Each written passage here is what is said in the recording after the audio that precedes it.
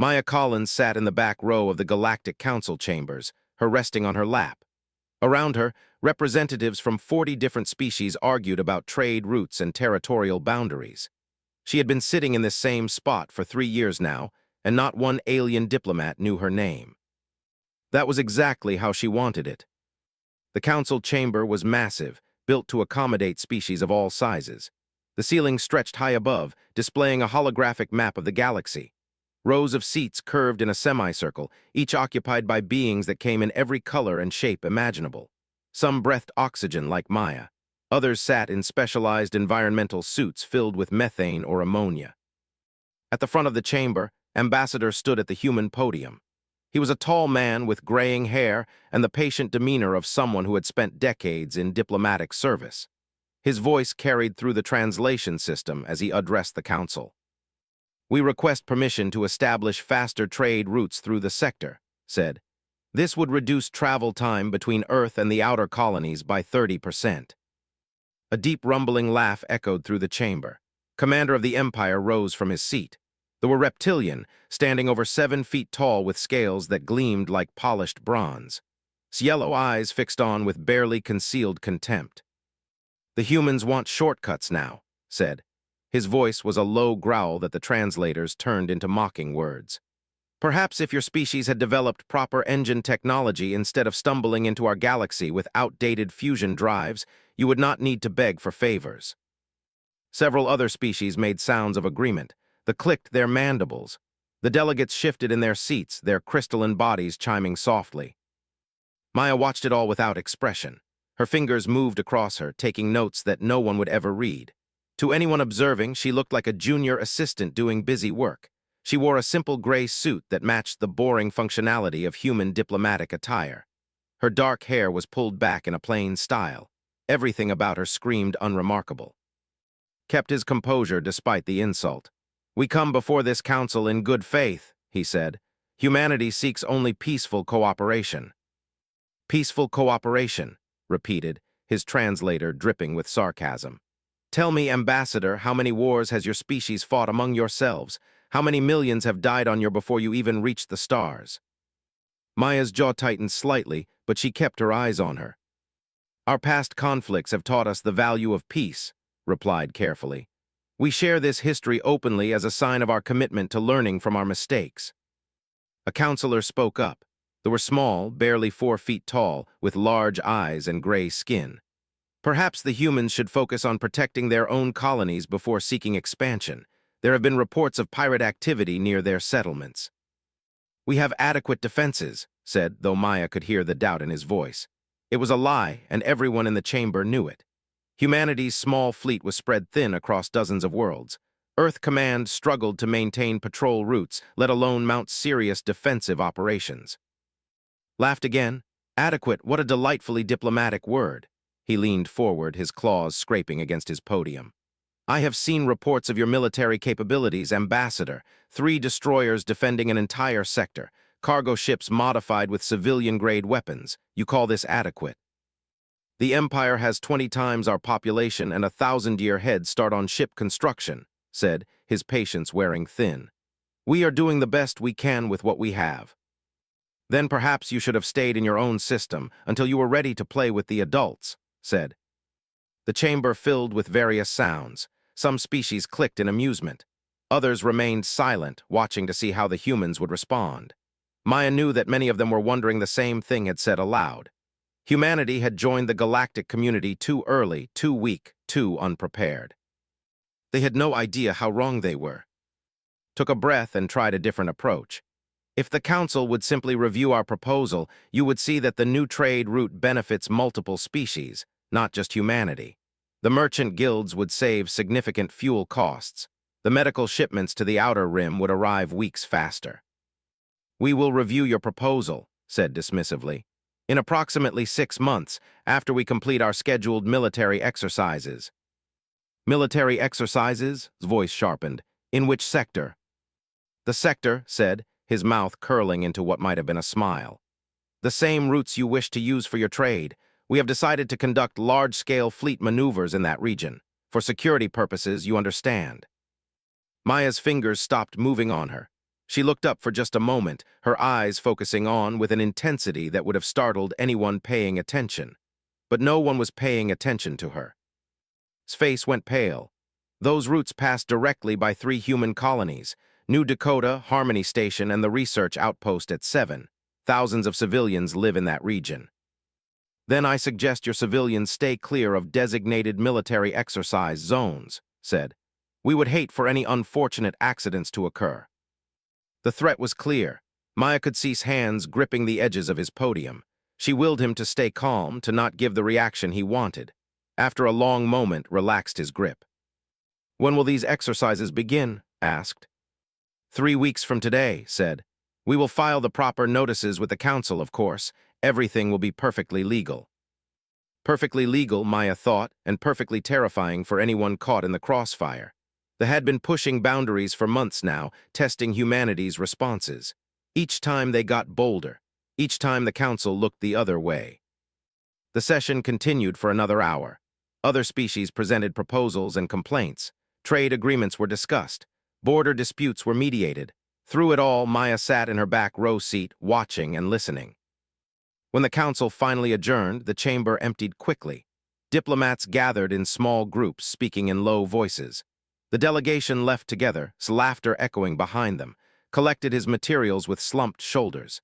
His aide, a young man named Peter, tried to offer encouraging words. Maya stood and gathered her things. She walked alone toward the exit, just another forgettable member of the human delegation. Other diplomats passed her without a glance. Bumped into her, clicking an apology that the translator rendered as barely sincere. Maya nodded and kept walking. She made her way through the station corridors of Zenith Prime. The diplomatic hub orbited a neutral star system, built specifically to house the Galactic Council. Thousands of beings lived and worked here, creating a constant flow of traffic through the halls. Maya walked until she reached a less crowded section. A viewport stretched along one wall, showing the stars beyond. She stopped and stood there, staring out at the darkness. Her reflection appeared in the transparent material. For just a moment, something harder showed through, something that didn't match the meek assistant everyone assumed she was. Her communicator buzzed. A coded message appeared on her, just 3 words, but they carried weight. Confirmation received, stay ready. 3 weeks passed faster than Maya expected. She stood in the commercial district of Harmony Station, watching cargo haulers move through the main concourse. The station hummed with activity. 50,000 beings called this place home, at least temporarily. Traders from a dozen species haggled over prices. Families browsed shops selling goods from across the galaxy.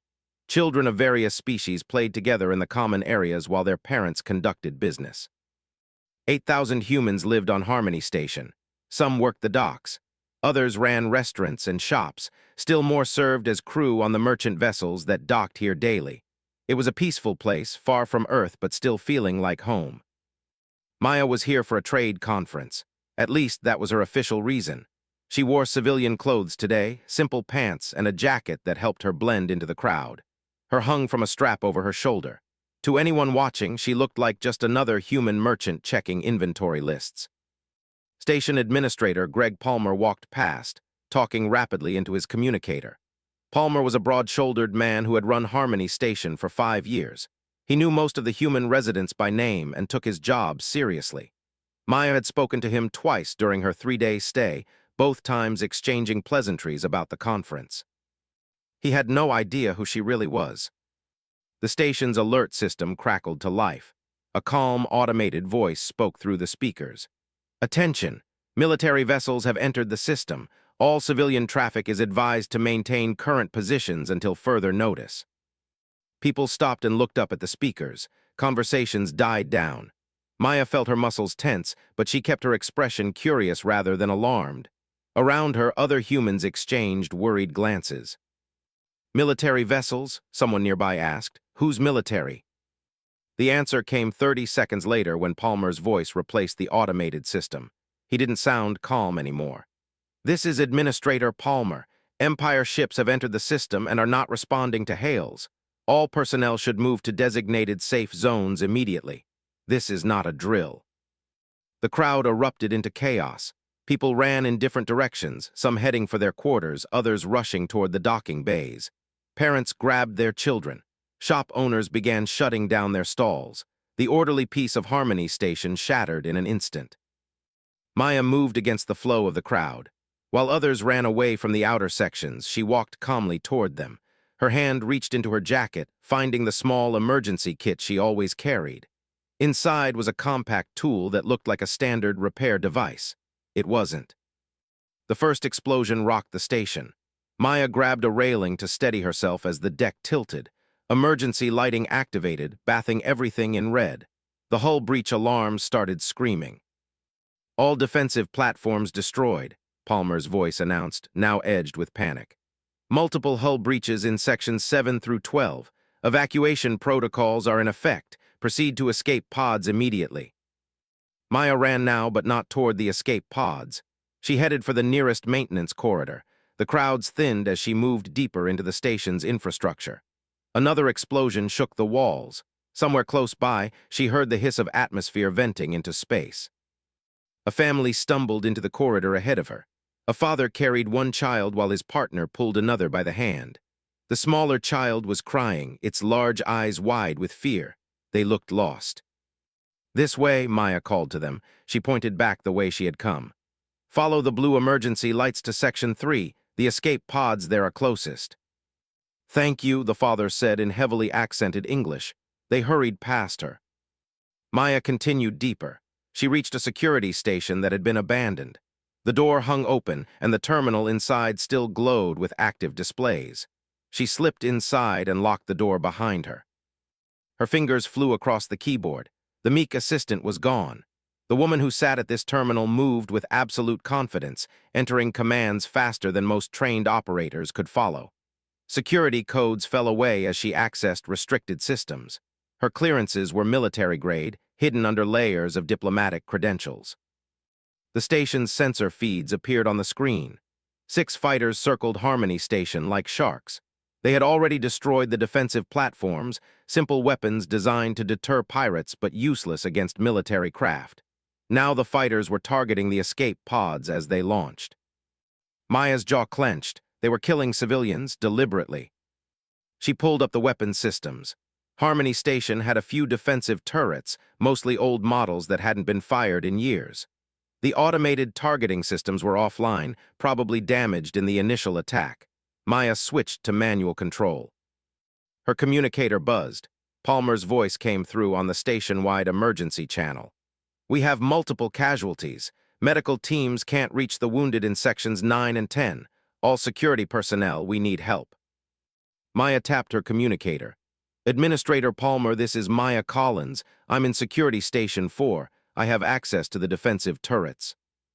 There was a pause. "Collins, the trade conference attendee, how did you get security access?" "That doesn't matter right now," Maya said. "I can operate these weapons. Tell me where you need cover for the evacuation." Another pause, longer this time. Maya could almost hear Palmer trying to decide if he should question her or accept the help. Pragmatism won. "Docking Bay 7. We have 300 people trying to board transport ships, but they keep strafing the bay." "Understood. Keep them inside until I give you the signal." Maya's hands moved across the controls. The targeting system was ancient and slow, but she knew how to work with old equipment. 3 turrets still had power and ammunition. She brought them online and manually aimed them at the fighter, making another pass toward Docking Bay 7. She waited. Timing was everything. The fighter came closer, its weapons charging for another attack run. Maya tracked its approach, her breathing steady. When it entered optimal range, she fired. The turret's plasma bolts caught the fighter on its portside wing. The pilot tried to evade, but Maya was already adjusting her aim. The second burst hit the fighter's engine. It exploded in a brief flash of light. "Docking Bay 7, you have 30 seconds, Maya said into the communicator. "Get those ships moving." She didn't wait for acknowledgement. Another fighter was coming around for a revenge strike. Maya redirected the remaining turrets and fired again. This time the pilot was ready. He dodged and fired back. The turret in Section 12 exploded, its feed going dark on her screen. "Security Station 4, this is Lieutenant Casey Brooks," a new voice said on the communicator. "I'm coming to your position with a team. Hold on." "Negative," Maya said. "Get to the civilian shelters. I can manage here." "Ma'am, with respect, you're a civilian conference attendee." You shouldn't be anywhere near weapon systems. Maya smiled despite the situation. Lieutenant, I appreciate your concern, but I think I know what I'm doing. She proved it by disabling the second fighter. The shot wasn't clean. The fighter limped away trailing atmosphere, but it stopped attacking. 2 down, 4 to go. The door to the security station exploded inward. Maya spun, reaching for the tool in her jacket. But it wasn't a soldier. Lieutenant Casey Brooks stood in the doorway with 2 security officers behind him. He was young, maybe 25, with the lean build of someone who spent time in the station's gym. His eyes went wide when he saw her at the terminal. How did you get those clearances? Those are military-grade command codes. Like I said, Lieutenant, I know what I'm doing. Maya turned back to the screen. You need to evacuate the civilians in Section 9 that have breached the hull there. I asked you a question, Brooks said, but he moved closer to look at the displays. His expression changed when he saw what she had accomplished. You took out 2 fighters by yourself. 300 people are alive because of it, Maya said. Now are you going to help me, or are you going to keep asking questions? Brooks made a decision. What do you need? Cover the evacuation routes. Get everyone to the core sections where the hull is thickest. I'll keep the fighters busy. Brooks nodded and spoke into his communicator, directing his teams. Maya watched the sensors. The remaining 4 fighters had regrouped and were approaching from different angles. They had learned from their lost companions. They're going to hit us all at once, Maya said quietly. Can you stop them? Brooks asked. Maya's expression hardened. I can try. The fighters attacked in coordination. Maya fired the turrets as fast as the old systems would allow. She hit one fighter, damaging its shields, missed another. The third fighter got through and fired on the station's power core. The lights flickered. We're losing main power, Palmer announced. Emergency systems only. Maya's terminal switched to battery backup. Half her displays went dark. She worked with what remained, but it wasn't enough. The fighters were too fast, too coordinated. Another hit rocked the station. Maya grabbed the console to keep from falling. We need to evacuate this section, Brooks said. The hull won't hold much longer. Not yet, Maya said. There are still people in sections 9 and 10. If you stay here, you'll die. Maya looked at him. In her eyes, Brooks saw something that made him take a step back. It wasn't fear. It wasn't desperation. It was the cold calculation of someone who had made this choice before. Get your people out, Lieutenant, she said. That's an order. You're not in my chain of command, Brooks said, but his voice had lost its certainty. Yes, I am, Maya said quietly. You just don't know it yet. Admiral Helen Burke sat in her office at Earth Command, staring at the screen in front of her with an expression that mixed shock and pride. She had watched the footage 3 times already, and each viewing revealed new details that seemed impossible. The video came from Harmony Station's security system. Lieutenant Casey Brooks had transmitted it directly to Earth Command with a priority alert. The timestamp showed events from 6 hours ago, though Burke had only received the file 20 minutes earlier. She pressed play again. The first segment showed Maya Collins at a security terminal. Her fingers moved across the keyboard with practice speed, entering command codes that should have taken trained operators several minutes to navigate. She did it in seconds. The camera angle captured her face in profile. The nervous assistant Burke had seen in diplomatic reports was gone. This woman sat with military posture, her jaw set, her eyes focused. Burke watched Maya take control of the defensive turrets and disable 2 fighters. The precision was remarkable. The old weapon systems had maybe a 5% hit rate against modern fighters, yet Maya made them look like cutting-edge military hardware. Pause, Burke said to her computer. The image froze on Maya's face as she tracked the second fighter. Computer, analyze the subject's movements. Compare with known military training patterns. The computer processed for several seconds. Subject demonstrates combat training consistent with advanced special operations protocols. Confidence level, 92%. Burke already knew that. She had clearance high enough to know what Maya Collins really was, but watching the footage made the reality of it hit harder. They had placed 73 operators throughout the galaxy. 73 hidden weapons disguised as ordinary humans, and now one of them had been forced to reveal herself. Continue playback, Burke said. The next section showed what happened after the fighters launched their final assault. The security station's door had been blown open by weapons fire. The camera's audio picked up shouting in the language. Then Maya appeared in the frame. She moved like nothing Burke had ever seen outside classified training facilities. A soldier twice her size came through the door firing his weapon. Maya dodged, the plasma bolts missing her by inches. She closed the distance before he could adjust his aim. Her hand struck his throat with surgical precision. The soldier dropped. Two more entered. Maya took a weapon from the first soldier's body and fired without seeming to aim. Both attackers fell. She moved past them into the corridor beyond, and the security camera lost her. But other cameras picked her up. The station's network had captured everything. Burke watched Maya move through the damaged sections like a ghost. She engaged 12 soldiers in close combat. Every movement was efficient. No wasted motion. No hesitation. She used their own weapons against them, switching from plasma rifles to energy blades with fluid expertise. At one point, Maya held in Corridor 17. The camera showed her crouched behind a support beam, firing at soldiers trying to advance. They had superior numbers and better equipment, but Maya had 40 minutes of ammunition and absolute determination. 3,000 civilians evacuated through the sections behind her.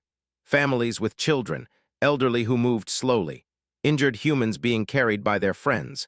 They all passed through while Maya held that single corridor. The footage showed her taking hits. A plasma bolt grazed her shoulder. Another caught her leg. She kept fighting. When she ran out of ammunition for the rifle, she switched to a sidearm. When that ran empty, she used a blade she had taken from a fallen soldier.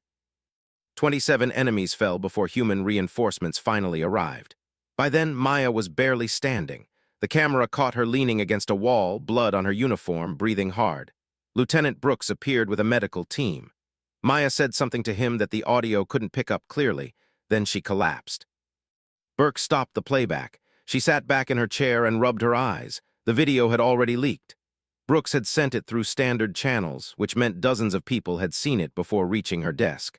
By now, it was probably spreading across the galactic network. Her communicator buzzed. "Admiral, the council chamber is calling. Emergency session in 1 hour."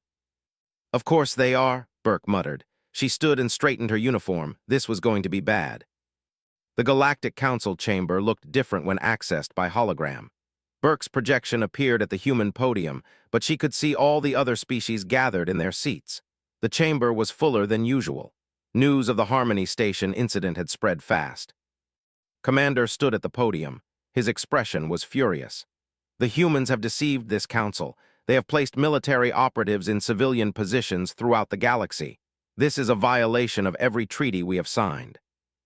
Ambassador stood at his own podium, looking tired. He had been by Maya's revelation just like everyone else. The Empire attacked a civilian station without provocation. Thousands would have died if not for the actions of one brave individual. "One trained killer, you mean?" said. "We have reviewed the footage. No civilian moves like that. No simple assistant has access to military-grade security clearances. Your Major Collins is a weapon disguised as a diplomat." "Colonel," Burke interrupted. "Her rank is colonel, and she has just been promoted for her actions at Harmony Station." The chamber fell silent. All eyes turned to Burke's hologram. She had not been invited to speak, but her rank gave her authority to address the council. "You have promoted her," said, his voice dropping to a dangerous level. "You admit to placing a covert operative among us, and your response is promotion." "I admit nothing," Burke said calmly. "But I will acknowledge that Colonel Collins performed extraordinary service in protecting innocent civilians from unprovoked military assault. 3,000 lives were saved because of her actions." 3,000 lives we had no intention of harming," protested. Burke smiled without humor. "Then why were your fighters targeting evacuation ships?" His jaw clamped shut. The other council members shifted uncomfortably. They had all seen the footage. The attack had been brutal and deliberate. A counselor stood. "Admiral Burke, we appreciate Colonel Collins saving lives, including many families, but Commander raises a valid concern. How many other covert operatives has humanity placed among us?" "I am not at liberty to discuss operational security matters," Burke said. "That is not an answer," they said. "It's the only answer you'll get." The chamber erupted into arguing voices. Multiple species demanded answers. The delegation threatened sanctions. Smaller civilizations called for investigations. Through it all, Burke stood quietly at her podium, waiting for the chaos to die down. Finally, raised his hand for silence. When the chamber quieted, he spoke with a gravity that Burke had rarely heard from him. "Members of the council, I would like to present evidence." A holographic display appeared above the chamber floor. It showed a list of incidents spanning 10 years. Began speaking. 47 attacks on human civilians in the past decade, he said. Not military targets, not strategic installations, civilians. In 32 of these incidents, we brought the matter before this council. Each time we were told that investigations would be conducted. Each time nothing was done. He highlighted specific entries. Here, a human colony ship was raided by pirates. 80 people died. The pirates operated from a station in space. When we asked for justice, we were told they could not control independent actors. His voice grew harder. Those same pirates continued operating for 3 more years until they finally attacked a vessel. Then they were eliminated within a week. More entries appeared. Here, a research station was destroyed. 17 scientists killed. The investigation concluded it was an accident with their reactor. Our own analysis showed weapons scarring on the debris. That evidence was dismissed. Looked around the chamber. Here and here and here, attack after attack, death after death, and this council did nothing, so what choice did we have? We had to protect ourselves. Burke watched the alien faces. Some showed shame, others showed anger. A few remained carefully neutral, but the evidence was clear. Humanity had been abandoned by the very organization that promised protection. "You forced our hand," said quietly. "Every covert operative, every hidden soldier, every secret we kept was because you taught us that we could not rely on this council for justice. You made us into what we are." Slammed his hand on his podium. "This is emotional manipulation. You cannot justify deception with grievance." "Can't I?" asked. "You attacked Harmony Station deliberately. You knew there were civilians there. You didn't care. And if not for Colonel Collins, you would have slaughtered thousands, and this council would have held another investigation that led nowhere." "We will not tolerate humanity hiding soldiers among us," said. "You will reveal every operative and remove them immediately, or the Empire will consider it an act of war." Burke laughed. The sound was sharp and cold. "You're welcome to try, Commander." The temperature in the chamber seemed to drop. Burke's hologram locked eyes with his image. "Colonel Collins is just one operator. One. And she alone held off an entire assault team while protecting 3,000 civilians. Now imagine what 73 of them could do if you actually went to war with humanity." She let that number hang in the air. 73. The council members looked at each other with new fear. Burke pressed her advantage. "Furthermore, I should mention that our Ghost Division operatives have been documenting everything they observe in their positions. Every military installation, every fleet movement, every security weakness, for years. We have intelligence on every species represented in this chamber." "You have been spying on us," a delegate said, his mandibles clicking with agitation. "We have been preparing," Burke corrected. "There's a difference." She gestured to the display had shown. 47 attacks. 47 times you failed to protect human lives. We will never allow that to happen again. Our operators stay exactly where they are." "This is unacceptable," said. "The council must vote to force compliance." Smiled grimly. "Feel free to vote, Commander, but enforcement will be difficult when you don't know which humans are ordinary civilians and which are Ghost Division. That cargo pilot delivering supplies to your station. Maybe she's an operator, that researcher studying your language. Perhaps he is too. You'll never be certain." Burke ended her transmission before they could respond. Her hologram vanished from the chamber, leaving chaos behind. She sat back in her office, knowing she had just changed everything. The galaxy would never look at humanity the same way again. Her communicator buzzed. "Admiral, Colonel Collins is stable and asking to speak with you." The medical facility was buried 300 meters beneath Earth Command headquarters. Admiral Burke walked through corridors that didn't appear on any official maps. Armed guards checked her credentials twice before allowing her to proceed. Everyone who worked in this section had clearance levels that most admirals would never reach. Maya Collins sat in a private room at the end of the hall. She wore a simple gray hospital gown, and her left arm was encased in a regenerative sleeve that hummed softly. Bandages covered other injuries. Despite everything, she sat upright with military posture, reading reports on it. She looked up when Burke entered. "Admiral." Colonel, Burke replied. She pulled a chair over and sat down. For a moment, neither woman spoke. Burke studied Maya's face, seeing the exhaustion there, but also the calm acceptance. How much leaked? Maya asked. All of it, Burke said. Every second of footage from Harmony Station is spreading across the galactic network. You're famous now, or infamous, depending on who you ask. Maya nodded slowly. The other operators. Being identified one by one. The news services are having a field day. Every human who ever showed unusual competence is now suspected of being Ghost Division. Burke pulled up her own. Dr. Pierce was revealed yesterday. He stopped an assassination attempt on human colonists at a research station in space. It's good, Maya said. How many casualties? None. He neutralized 7 attackers before local security arrived. Burke scrolled through more reports. West was flying a cargo route when pirates tried to hijack her ship. She killed 4 of them and flew the damaged vessel to safety with a hold full of civilians. Peter exposed a slavery ring that was targeting human children on the outer colonies. They were all ready for this, Maya said. It wasn't a question. We trained you to be ready for anything, Burke set down her, but I never thought it would happen this way. I thought we'd have more time to prepare a proper revelation strategy. Maya smiled slightly. That forced the issue. They certainly did. Burke leaned back in her chair. The council is in chaos. Half of them are terrified, the other half are angry. Commander is calling for sanctions and military action. Let him call, Maya said. He won't act on it. You sound certain. Because I spent 3 years watching operate. He's a bully who only fights when he knows he'll win easily. Now that he knows about Ghost Division, he'll back down. He won't risk going to war with an enemy that has operatives embedded throughout his empire. Burke considered that. Maya was probably right. They had built their reputation on intimidating weaker species. They avoided conflicts with equals. What about the others? The will come around. They already owe us for Harmony Station. They will be angry for a while, but they're pragmatic. They'll realize that having humans as allies is better than having humans as enemies. Maya shifted position, wincing as her injuries protested. The real question is what happens to Ghost Division now that everyone knows we exist.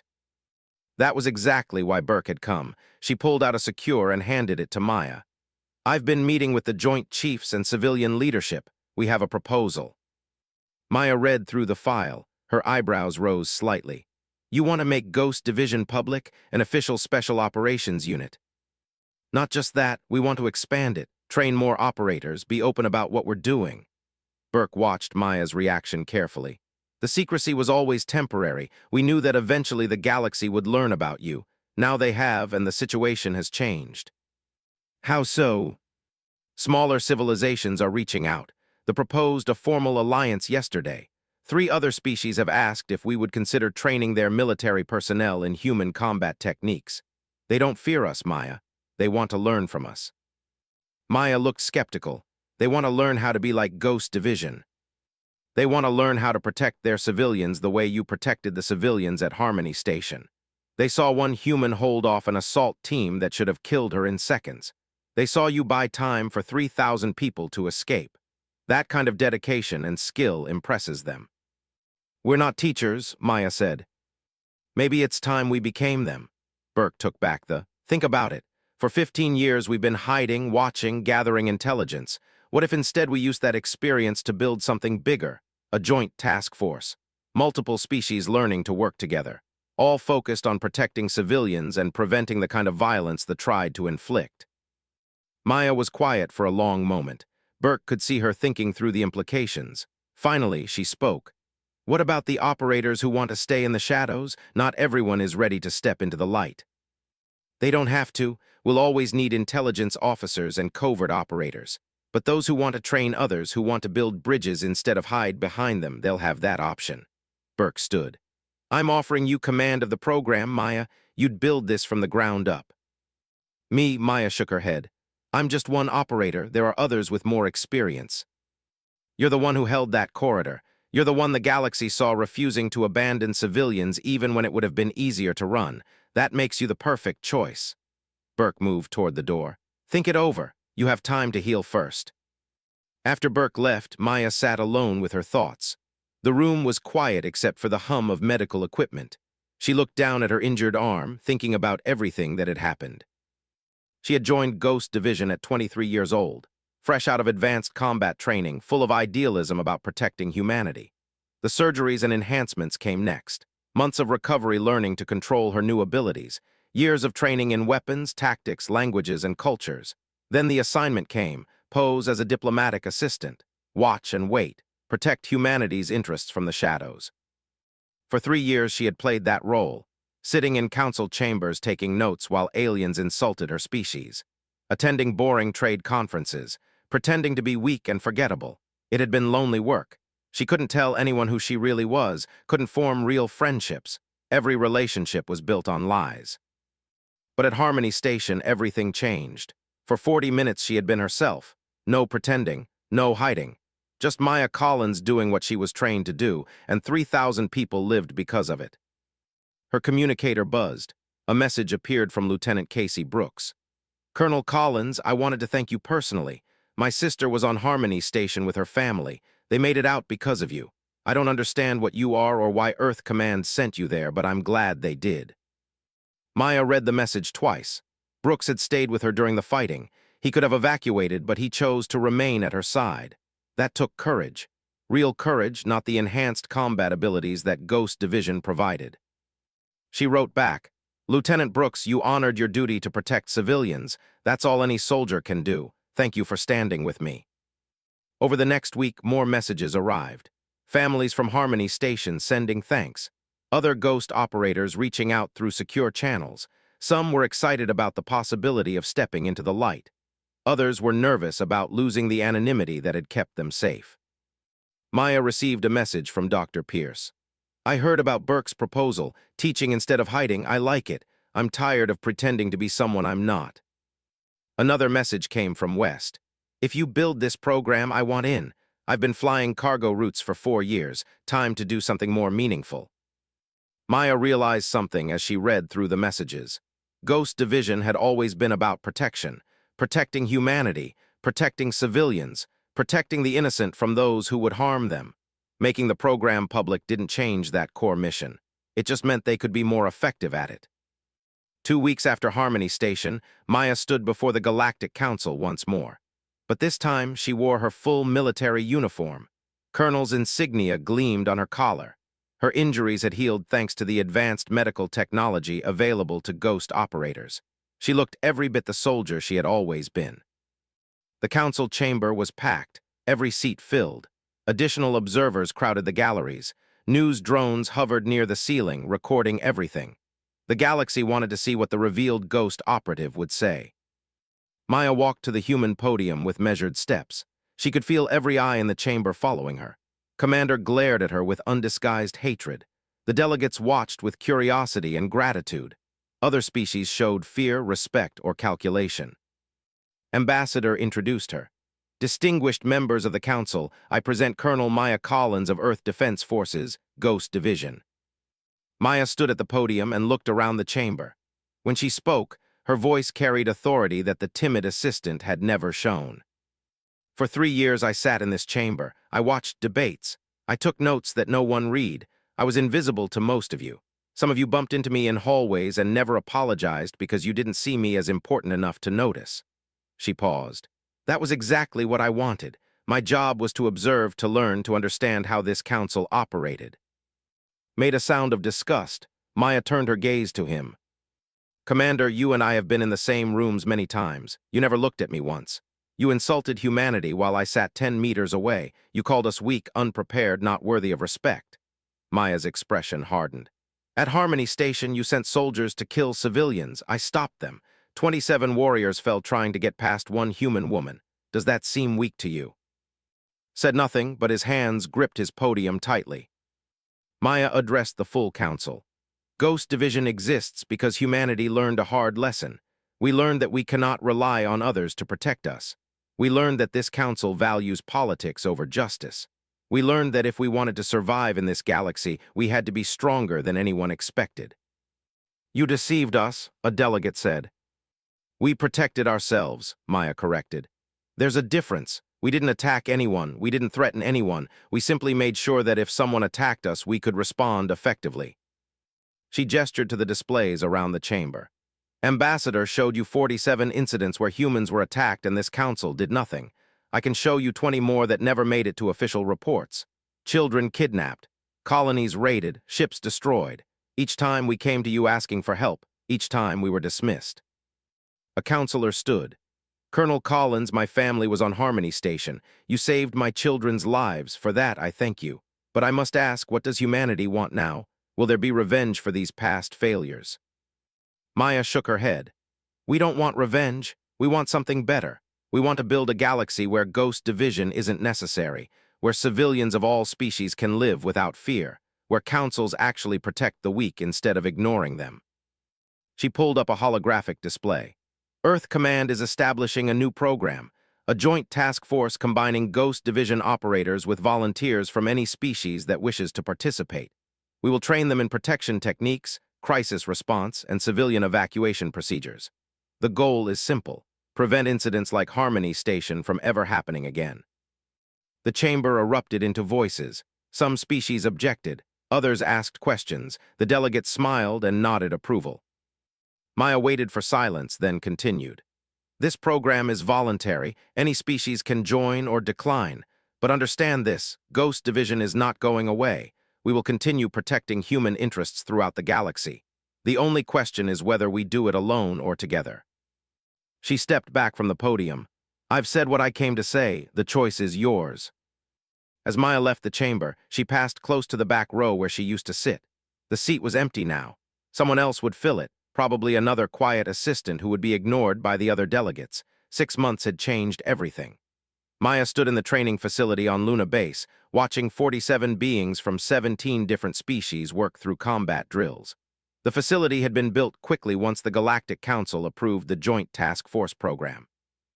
Glass and steel stretched across 3 kilometers of lunar surface, housing everything from zero-gravity combat rooms to diplomatic negotiation chambers. A young recruit struggled with a rifle that was too large for her small frame. Maya walked over and adjusted the weapon's stock, showing her how to brace it properly against her shoulder. Better, Maya asked. The nodded, her large eyes blinking with gratitude. Thank you, Colonel. I still feel clumsy with human weapons. You're doing fine. Remember, it's not about the weapon. It's about protecting the people behind you. Maya stepped back. Try the drill again. She watched the recruit complete the exercise, improving with each attempt. Maya had learned that teaching required different skills than fighting. She needed patience, clear communication, and the ability to see potential in beings who came from very different backgrounds. Lieutenant Casey Brooks approached from across the training floor. He had transferred from Harmony Station to join the program as Maya's second-in-command.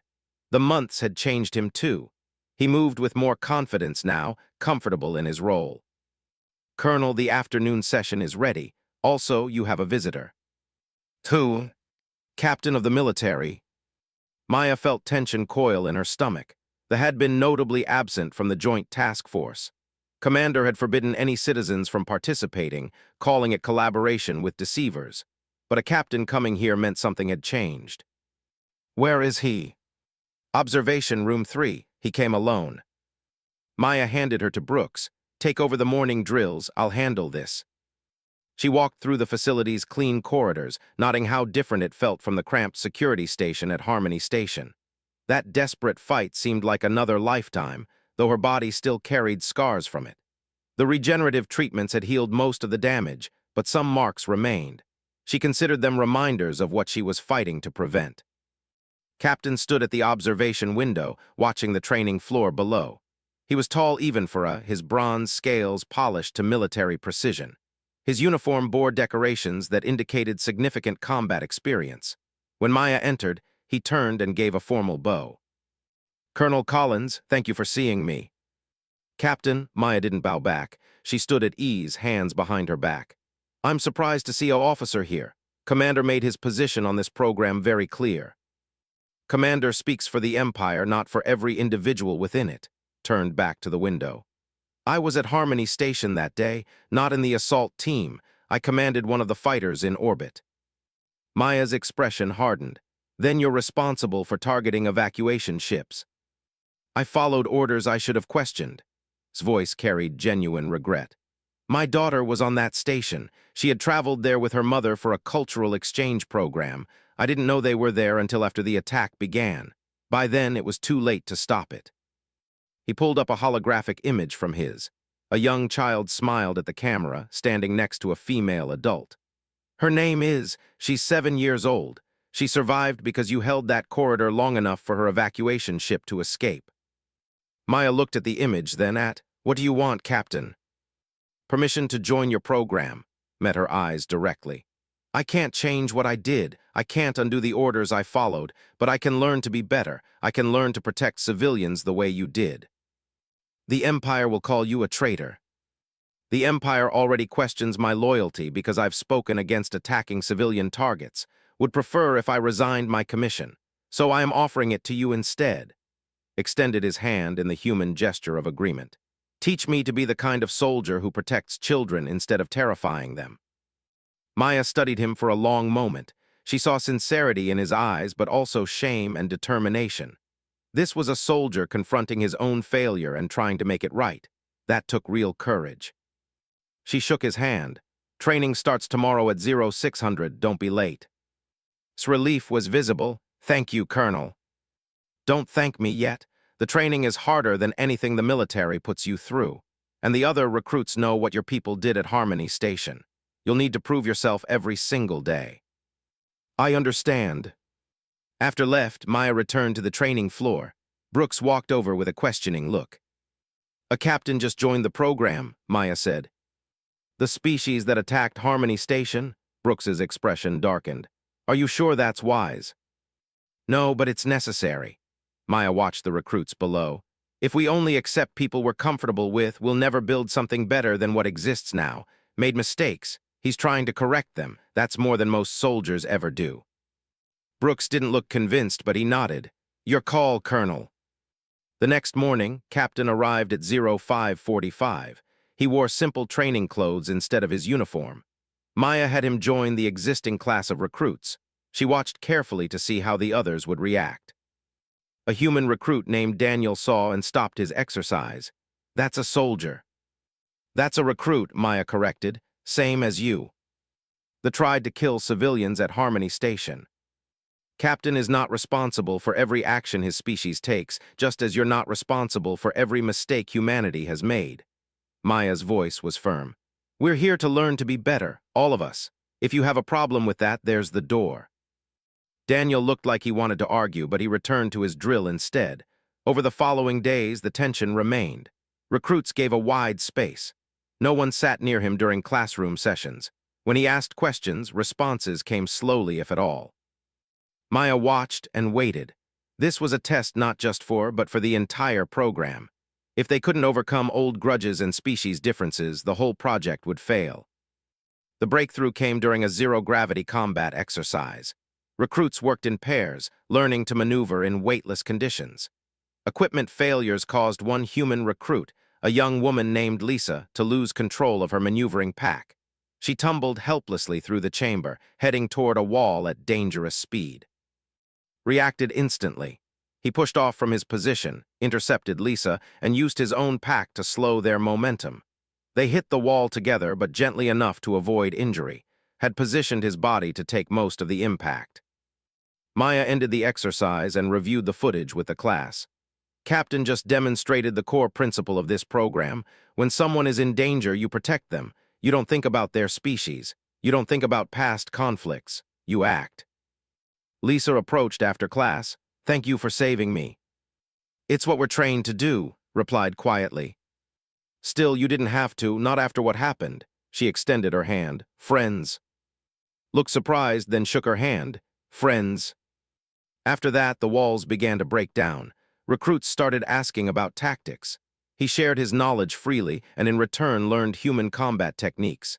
Daniel eventually approached him with a grudging apology. "I was at Harmony Station too," Daniel admitted. "I saw what the fighters did. It's hard to forget that." "I don't expect you to forget," said. "I haven't forgotten my role in it.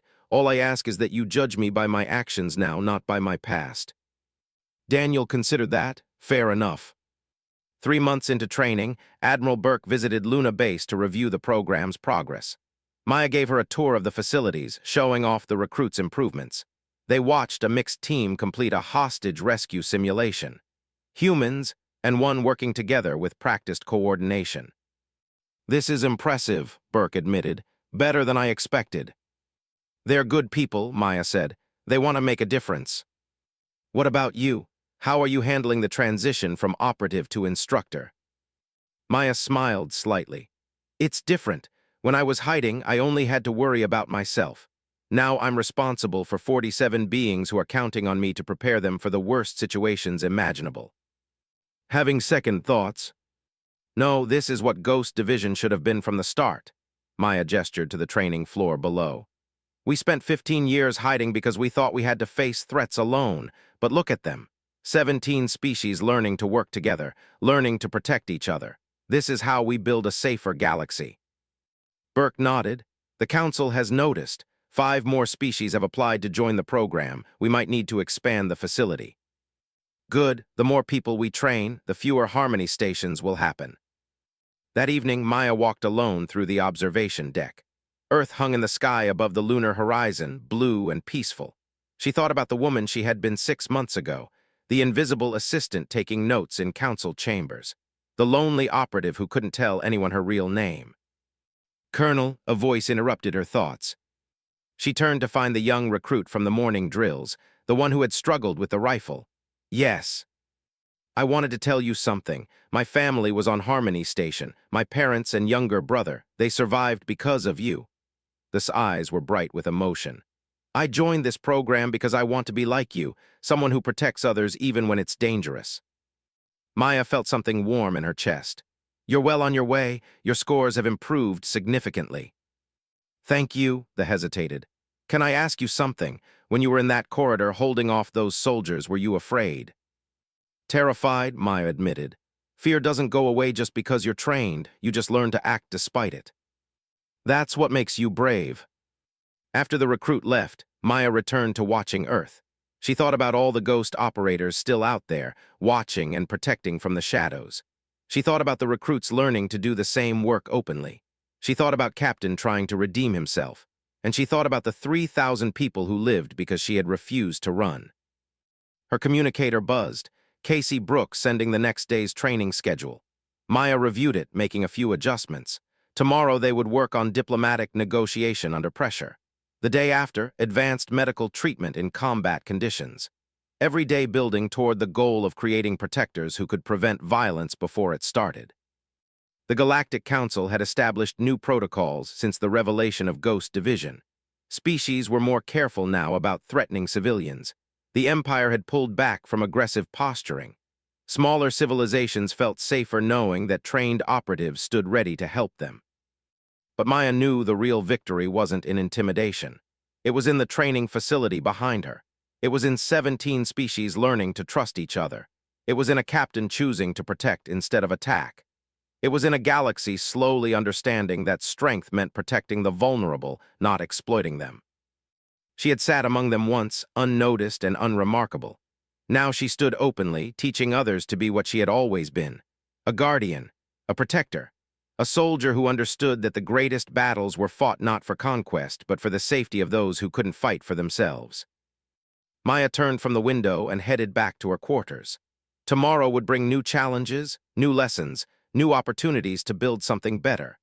The galaxy was watching humanity now, judging whether their revealed strength would be used for protection or domination. She would make sure they chose protection every single time. The door to her quarters closed behind her. On her desk sat a collection of messages from civilians she had saved at Harmony Station. Families expressing gratitude, children sending drawings. Station Administrator Greg Palmer updating her on reconstruction progress. Maya picked up one drawing. A child had sketched a figure standing between stick-figure families and dark shapes labeled bad guys. The caption read, "Thank you for being brave." She placed it on her wall next to others like it. These were why Ghost Division existed. These were why she had held that corridor. These were why she now spent her days teaching others to do the same. The galaxy had learned humanity's secret. They had seen the wolves hiding among the sheep, but they had also learned something more important. They had learned that humanity's wolves didn't prey on the flock. They guarded it. And they always would. But they would never ignore humanity again. "Tell her I'll be there within the hour," Burke said. She stood and looked out her window at Earth below. Somewhere up there, 72 other operators were watching this unfold. They had lived in shadows for years. Now the shadows were gone. For better or worse, the galaxy knew the truth. Before Brooks could respond, the fighters began their final attack run. Maya turned back to her terminal, her fingers dancing across the keys. She would hold this position as long as she could. The civilians needed time. Brooks watched her for a moment longer, then made his own decision. He would stay too. If this mysterious woman was willing to die protecting strangers, the least he could do was die doing his job. The fighters opened fire, and Maya fired back. Maya deleted the message. She looked at her reflection one more time, then adjusted her expression back to neutral. The mask settled into place as naturally as breathing. She turned from the viewport and walked away, disappearing into the crowd of diplomats and aliens who would never know what she really was. Not yet. Not until they made her show them. But that day was coming sooner than anyone realized.